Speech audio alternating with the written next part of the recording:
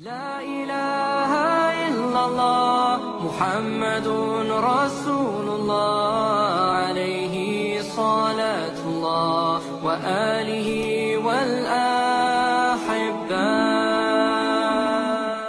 Di dalam kitab Al-Barzanji dan kitab-kitab yang lainnya. Kemarin sudah kita ikuti bagaimana Rasulullah Sallallahu Alaihi Wasallam berdagang dengan Sayyidah Khadijah dan akhirnya beliau menjadi suami Sayyidah Khadijah.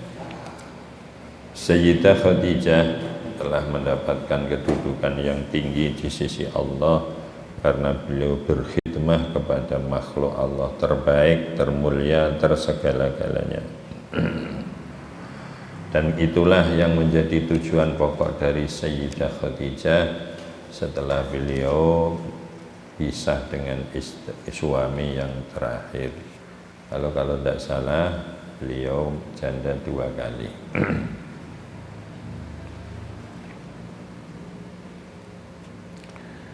Perjalanan Rasulullah Sallallahu Alaihi Wasallam sejak mulai kecil banyak sesuatu yang aneh, irhas yang tidak bisa diterima dengan akal biasa, karena sesuatu yang namanya irhas adalah sesuatu yang tidak cocok dengan adat kebiasaan. Ketika Rasulullah Shallallahu Alaihi Wasallam mulai ditawarkan pada siapa yang ingin menyusui beliau, Allah telah memilihkan untuk beliau Rasulullah Aslamiyah ini yang menyusui Rasulullah SAW pertama.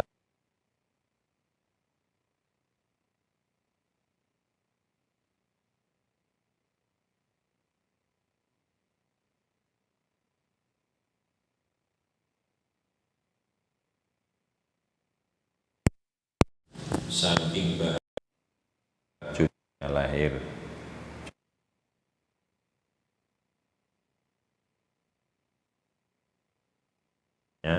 Sayyid Abdul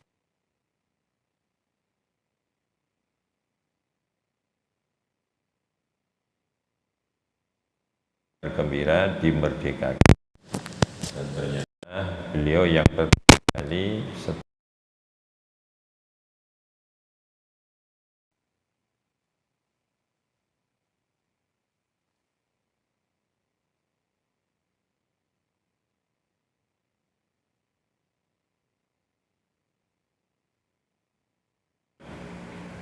itu yang menyusui juga Suwaibah Aslamiyah. Yang sebelumnya juga pernah menyusui yaitu Sayyid Hamzah. Sayyid Hamzah itu juga dulu disusui oleh Suwaibah Aslamiyah. Sayyid Hamzah adalah paman dari Rasulullah Sallallahu Alaihi Wasallam. Karena dengan kegembiraan Abu Lahab terhadap kelahiran Rasulullah, Suwaibah Aslamiyah dimerdekakan, kemudian dikasih hadiah-hadiah yang sangat banyak.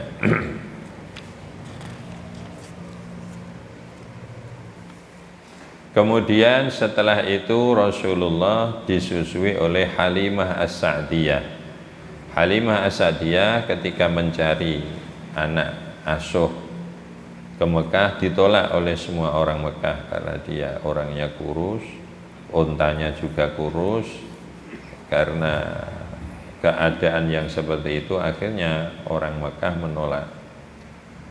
Kelahiran Rasulullah membawa berkah kepada semua perempuan yang saat itu juga mengandung, dan semua wanita yang mengandung bersamaan dengan Rasulullah lahir, di saat itu semua lahirlah bayi laki-laki semua. Ini istimewanya. Jadi anak-anak yang lahir di saat-saat itu, di bulan-bulan itu, semua anak laki-laki. Karena Halimah As-Sa'diyah ditolak oleh orang Makkah karena fakir, kemudian melihat Rasulullah Shallallahu Alaihi Wasallam, beliau langsung cocok dan diambillah Rasulullah oleh Halimah As-Sa'diyah. Itu ibu susu yang kedua Ya, pertama Suwaibah, pertama kali ibunya sendiri beberapa hari, kemudian Suwaibah As-Salamiyah, kemudian Halimah As-Sa'diyah. Apa yang terjadi ketika dibawa oleh Halimah As-Sa'diyah, onta yang tadinya berjalannya lemas, ya, tidak bisa kenceng larinya, begitu dinaiki Rasulullah langsung lari, mengejar onta-onta yang lain yang lemu-lemu, yang gemuk-gemuk seperti Mbah Gendut. Masya Allah, telung wong. Ternyata setelah sampai di rumah, apa yang terjadi? Tanaman menjadi subur, ya, onta-onta menjadi gemuk, kambing-kambing keluar air susunya, sampai di daerah situ menjadi subur. Bahkan diceritakan Rasulullah dibuat pinjaman, dibawa ke desa sana, sana subur, dibawa ke desa sana, sana menjadi subur, sampai rame orang ingin menimang Rasulullah Shallallahu Alaihi Wasallam. Dan perkembangan Rasulullah dalam setiap hari, beliau berkembang sebagaimana bayi berkembang dalam waktu 1 bulan. Jadi mongkok keawak itu 1 hari sama dengan bayi-bayi yang lain 1 bulan. Jadi cepat besar. Rasulullah Shallallahu Alaihi Wasallam bisa berdiri itu 3 bulan, kemudian berjalan 5 bulan, kemudian sudah kuat lari 9 bulan. Masya Allah, 9 bulan sudah lari, 3 bulan sudah berdiri. Kita berdiri 1 tahun, ya. Berjalan 1,5 tahun, bisa lari 2 tahun, 3 tahun. Rasulullah itu 1 bulan sudah berdiri, 3 bulan sudah berdiri, 5 bulan sudah jalan, 9 bulan sudah lari dan berbicara dengan fasih. 9 bulan sudah berbicara dengan fasih.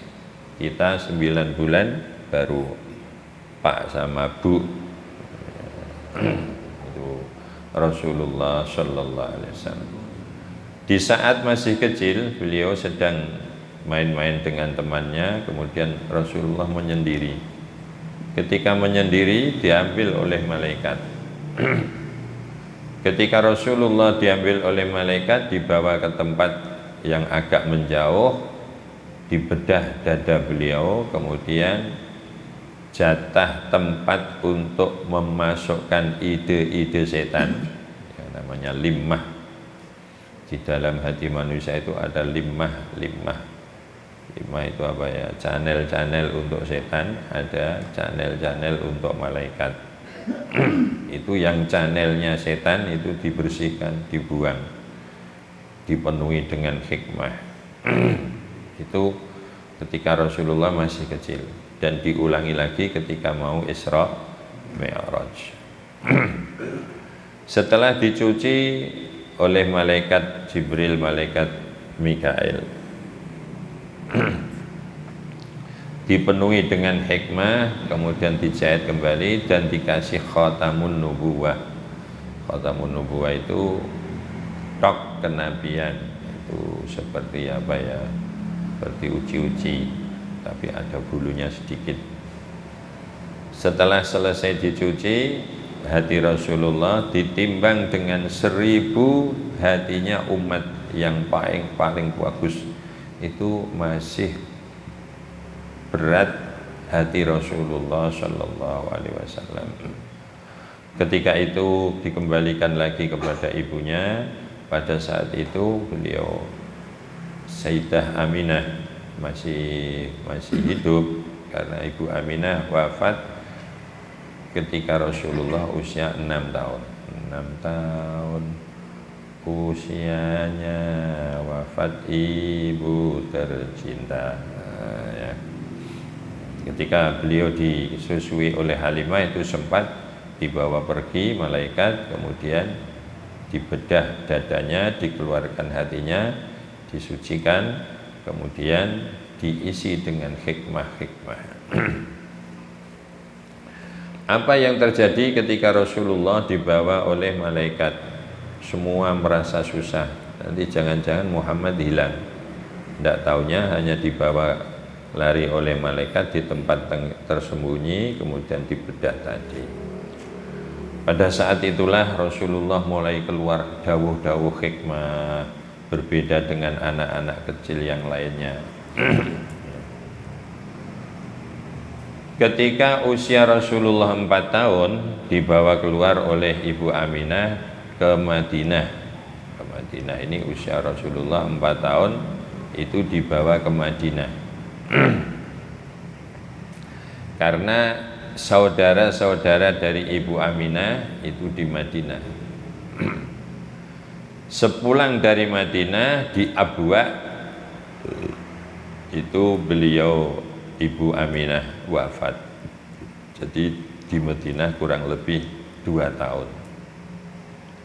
Karena ke Madinah Rasulullah usia 4 tahun dan wafatnya Ibu Aminah Rasulullah usia 6 tahun. Berarti berada di Madinah kurang lebih 2 tahun. Kemudian dibawa oleh Ummu Aiman, sepeninggalnya Ibu Aminah dibawa oleh Ummu Aiman Al-Habasyiyah, yang kemudian dinikahkan mendapat Harisah. Harisah itu budak yang pernah dimerdekakan oleh Rasulullah. Itu yang akhirnya menikahi Ummu Aiman. Kemudian diserahkan kepada Mbah Abdul Muttalib. Mbah Abdul Muttalib mulai merawat Rasulullah. Rasulullah sudah di usia 6 tahun sepeninggal Ibu Aminah. Beliau sangat dimuliakan oleh Mbah Abdul Muttalib. Mbah Abdul Muttalib itu anaknya banyak ya.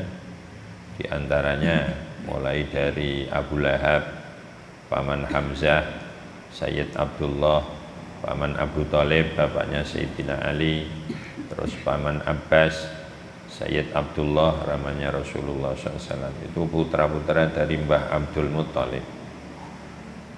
Ketika dirawat oleh Mbah Abdul Muttalib, setelah Mbah Abdul Muttalib merasa sudah mau datang ajalnya, ditawarkan kepada anak-anaknya, siapa yang siap nanti merawat Muhammad?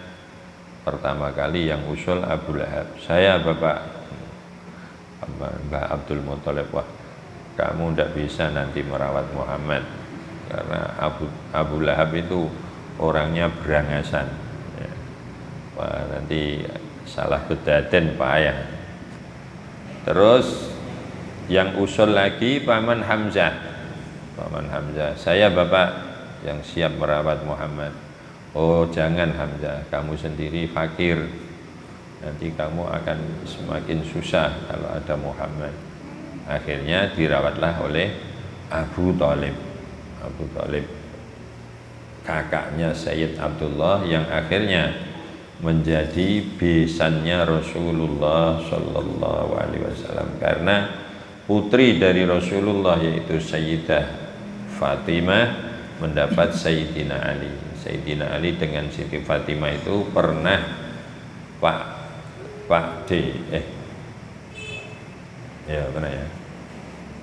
Sayyidina Ali dengan Rasulullah kan kakak nak dulur. Rasulullah kalau manggil Sayyidina Ali ya pernahnya Kang. Nah, terus Sayyidina Ali didapatkan putrinya Rasulullah, jadi pernah ponakan. Itu mulai korobah baidah tingkat awal. Kalau korobah koribah, kerabat yang dekat itu makruh. Nak dulur itu makruh, nikah sama nak dulur tunggal mbah. Tunggal mbah ya. Nak dulurku tunggal mbah. Nah, tunggal mbah itu makruh karena kedekatan gennya terlalu dekat. Ya, biasanya yang dapat nak dulur itu akalnya kurang cerdas, idiot biasanya. Ya, karena apa? Syahwatnya kurang kenceng, akhirnya jadi anak ya kelulur-kelulur. Karena syahwatnya kurang kenceng. Kalau korobah ba'idah masih kerabat tapi mulai jauh. Mulai jauh itu tingkatan kedua. Tunggal buyut yaitu korobah ba'idah. Terus Sayyidina Ali dengan Siti Fatimah itu juga sudah mulai jauh karena sudah tingkatan kedua. Walaupun yang Sayyidina Ali-nya dekat dengan Rasulullah kan masih nak dulur, tapi dengan Sayyidah Fatimah itu sudah mulai jauh. Akhirnya beliau dirawat oleh paman Abu Thalib. Ketika Rasulullah Shallallahu Alaihi Wasallam sampai pada usia 12 tahun, beliau diajak ke Syam. Di Syam dibawa oleh paman Abu Thalib, dikenalkan dengan Rohib Buhairah. Ya, di Buhairah bertemu dengan pendeta dikatakan. Terus mulai diteliti Rasulullah. Ini keponakanmu ada tanda ini. Oh iya ada. Ini kalau saya cocokkan dengan Taurat, ini calon pemimpin dunia ini. Sayyidul alamin wa Rasulullah wa nabiyyah. Itu jawaban dari Bukhairah. Nanti kamu lihat ada satu pohon yang sujud kepada Muhammad. Yang nomor 2 nanti ada batu yang gelundung setelah di depan Rasulullah berhenti, kemudian sujud di depan Rasulullah. Nanti itu dilihat nanti ada tanda-tanda seperti itu. Betul, terus diikuti oleh paman Abu Thalib. Ada pohon itu sujud di depan Rasulullah SAW dan batu. Dan ketahuilah keponakanmu ini bukan orang biasa. Tidak akan pernah ada pohon yang sujud kepada manusia, tidak akan pernah ada batu yang sujud kepada manusia kecuali dia pasti nabi. Dan di dalam kitab-kitab yang dahulu saya pernah membaca kata pendeta itu, di antara welikat apa? Lempeng ya. Itu ada tok kenabian. Itu kalau kamu pandang tuh lama-lama ada sinar putih. Oh, seperti ini.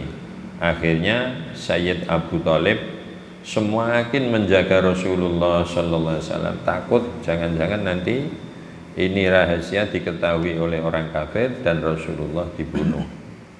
Nah, akhirnya dibawa ke pulang ke lewat Syam. Jangan sampai ketahuan rahasia-rahasia yang disampaikan oleh pendeta itu tadi. Setelah Rasulullah Sallallahu Alaihi Wasallam pendek cerita sampai pada usia 25 tahun, mulai diperkenalkan dengan Sayyidah Khadijah untuk berdagang bersama Sayyidah Khadijah. Dagangnya marobadi, sama-sama pakai modal. Karena apa? Kemarin sudah saya singgung kecerdasan Sayyidah Khadijah. Kalau Muhammad hanya menjualkan dagangan dan selesai, saya tidak bisa meneliti Muhammad. Tapi kalau sama-sama kerja, akhirnya karena Khadijah perempuan dan orang Arab suku Quraisy itu, walaupun di zaman jahiliyah beliau itu orang-orang yang sangat terpandang, menjaga kemuliaan, menjaga harga diri.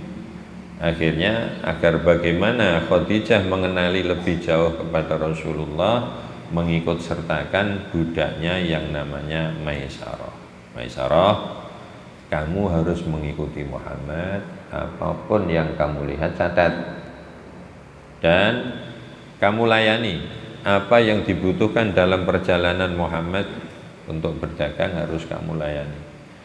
Itu Rasulullah Shallallahu Alaihi Wasallam mulai dikenalkan kepada Khadijah oleh Allah Subhanahu Wa Taala lewat paman Abu Thalib.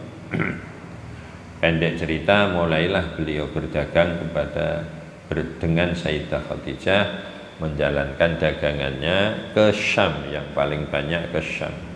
Karena orang Makkah itu ekonominya tergantung Syam dengan Yaman. Rihlatash syita'i was-shaif. Itu. Jadi ketika musim kemarau atau musim penghujan itu ke Syam dan ke Yaman. Maka ketika ini nyebal cerita sedikit, ketika Abu Dzar Al-Ghifari masuk Islam, kemudian mau dibunuh orang Arab, dibela paman